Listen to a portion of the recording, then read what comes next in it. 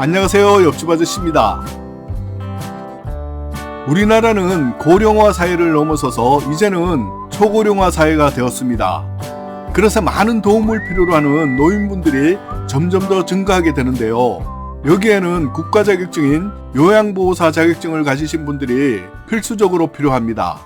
2025년 1월부터는 요양보호사 국가 자격증의 교육시간, 시험 등이 달라지기 때문에 오늘은 그 내용에 대해서 준비했고요. 그리고 요양보호사 자격증을 소지하고 있으나 노인케어에 어려움이 있으신 분들과 사회복지사, 간호조무사, 건강가정사, 청소년 지도사, 청소년 상담사, 아동 양육 관련 분야 학사 이상 자격증 소지자는 단기 교육만 수료하면 일할 수 있고 최대 시급 22,800원, 명절 상여금 60만원, 교통비, 기타 수당도 받을 수 있는 아이 돌보미도 추가로 소개해 드리겠습니다. 관심 있으신 분들은 초창기인 지금 단기 교육 이수하기에 유리할 때 도전해 보시기 바랍니다. 오늘도 영상 끝까지 봐주시고요. 도움 되셨다면 좋아요 꾹 한번 눌러주시는 것 잊지 마세요. 바로 시작하겠습니다. 먼저 개인적인 생각을 좀 말씀드리겠습니다. 요양보호사분들의 업무는 꼭 필요하기도 하지만 그 업무 강도에 비해서는 급여나 처우는 매우 부족하다고 생각합니다. 정책 담당자분들은 저의 영상을 보신다면 요양보호사분들의 처우 개선에 좀 더 신경을 써주시기를 부탁드립니다. 2025년 1월부터는 국가 자격증인 요양보호사 자격증을 취득하기 위해서는 먼저 교육을 이수해야 하고요. 요양보호사로 일하기 위해서는 자격증이 필수적으로 필요합니다. 기존에는 자격증 취득 전 교육 시간은 이론과 실습을 포함해서 240시간의 교육을 받아야 했는데요. 2025년에는 320시간으로 확대되어 교육의 질이 높아졌습니다.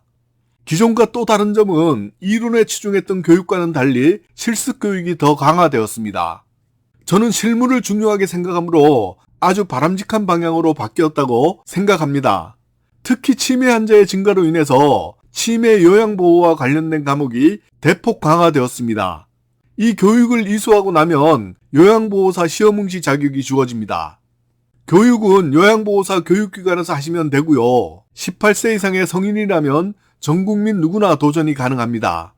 요양보호사 업무는 직접 방문해서 업무를 진행하는데요. 대상자 1인당 하루 1시간에서 4시간 정도 진행됩니다. 다만 중증수급자를 돌보는 경우는 1인당 3,000원의 추가 인센티브를 드립니다. 급여는 시급 기준을 적용한 월급제가 일반적입니다.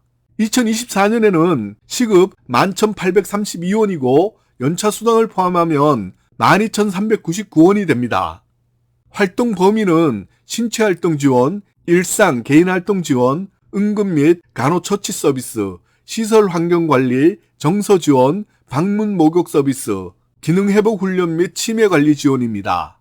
2025년에 바뀌는 요양보호사 자격증 시험은 좀 더 실무적인 내용이 포함되는데요. 응급상황 및 간호처치 서비스와 치매관리 지원 등 실생활에서 바로 적용할 수 있는 내용 위주로 실습을 통한 실제 대처 방법을 중요하게 생각하시면 시험 공부에 도움이 좀 될 것 같습니다. 요양보호사 시험 일정은 매월 시행되는데요. 지역별로 시험 일정이 배정되어 있습니다.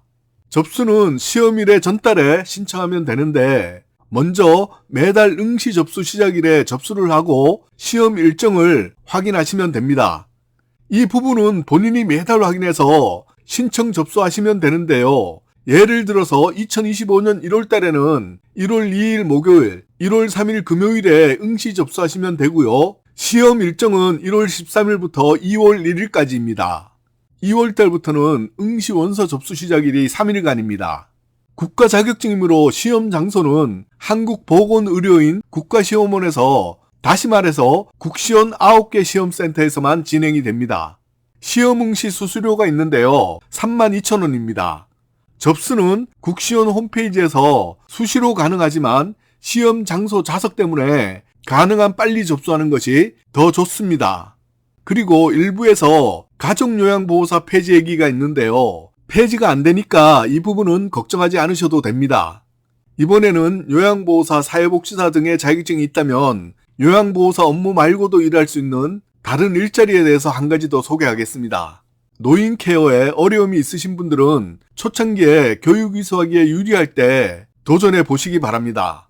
이 직업은 아이 돌봄인데요. 현재는 시급이 요양보호사보다는 좀 높은 최대 받을 수 있는 시급 22,800원, 그리고 명절 상여금 최대 연 60만원, 휴일, 야간 연장 수당이 지급되고요. 지역에 따라서 교통비를 지급해 드립니다. 앞서 말씀드린 자격증을 소유하고 계시는 분들은 그동안은 교과 80시간, 실습 10시간, 총 90시간의 양성교육 이수를 했어야 했는데요. 지난 7월부터는 사회복지사, 요양보호사, 간호조무사, 청소년 지도사, 청소년 상담사 등의 자격증 소지자분들은 교육시간이 단축되어서 교과 34시간, 실습 6시간의 아이 돌보미 양성교육을 총 40시간만 단기적으로 이수하시면 바로 아이 돌보미 활동을 할 수가 있습니다. 이렇게 자격증 소지자분들에게 유리한 아이 돌보미 전문 인력 확보를 위한 단축 교육 과정이 신설되었는데요. 시간이 좀 지나면 교육 부분은 지금보다 더 강화될 수 있기 때문에 초창기에 정부에서 인원을 확보하려고 약간 느슨하게 진행할 때 관심 있으신 분들은 교육은 이수해 놓으시면 좋을 것 같다는 생각입니다.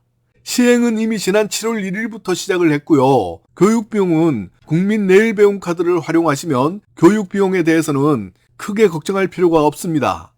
교육 대상은 사회복지사, 요양보호사, 간호조무사, 건강가정사, 청소년 지도사, 청소년 상담사, 아동 양육 관련 분야 학사 이상 소지자입니다.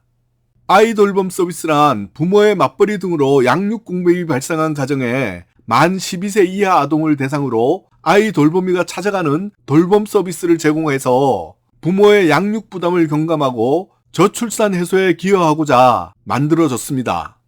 아이 돌보미 활동 수당은 야간이나 연장 근로 시 시간당 기본시급 50% 증액 지급됩니다. 아동 추가 1명은 5,055원, 만약 2명 추가이면 1,110원이 추가 지급됩니다. 기관 연계 서비스는 최대 22,800원을 받을 수 있습니다. 시간당 시급은 2024년 아동 1인 기준 1,110원이고요. 서비스 종류에 따라서 추가 수당이 있습니다.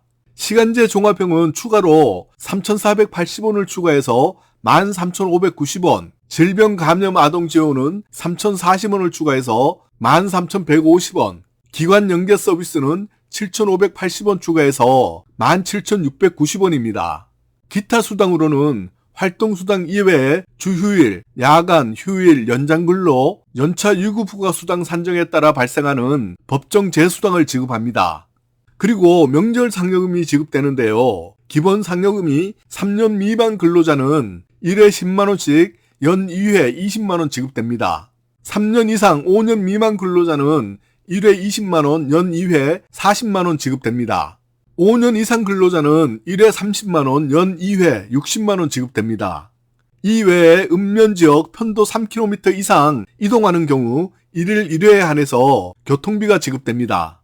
아이 돌봄 활동 범위는 기본형은 시간제로 부모가 올 때까지 임시 보육, 놀이활동, 준비된 식사 및 간식 챙겨주기인데요. 조리를 통한 식사 제공 등 일반 가사 활동은 해당이 안 됩니다. 36개월 이하 영아를 대상으로 시간제 돌봄을 제공할 경우 영아 종일제 업무 병행 가능합니다. 종합형은 시간제 서비스 기본형의 돌봄 활동 범위 포함 및 아동과 관련한 가사 병행인데요. 아동 관련 세탁물 세탁기 돌리기 및 정리, 아동 놀이공간에 대한 정리, 청소기 청소, 걸레질하기, 아동 식사 및 조리와 그에 따른 설거지이고요. 기관 연계 서비스는 학교, 보육시설, 유치원 등의 기관 내에 설치된 보육시설 이용 아동 돌봄의 보조 역할입니다. 문의하실 곳은 본인 거주지 근처에 여성인력개발센터 등의 아이 돌보미 교육기관을 확인하고 문의해 보시면 됩니다. 예를 들면 본인 거주지가 은평, 종로, 강북인 경우는 각 지역별 본인 거주지 근처로 확인하실 수 있습니다. 강북에 살고 계신다면 강북 여성인력개발센터로 확인해 보시면 되고요. 인천인 경우는 인천 뮤추얼 여성인력개발센터, 부산은 해운대 여성인력개발센터, 대구는 달구벌 여성인력개발센터 등입니다. 그리고 각 도시별 한 군데만 있는 곳도 있고 좀 큰 도시는 구별로 여러 군데 있으므로 본인이 검색해서 가까운 곳으로 문의하시기를 추천드립니다. 그리고 근로를 하셨다면 자격 요건 확인해 보시고 매년 5월에 신청하는 근로장려금도 꼭 신청하시기 바랍니다. 나머지 부분은 화면 참고해 주세요.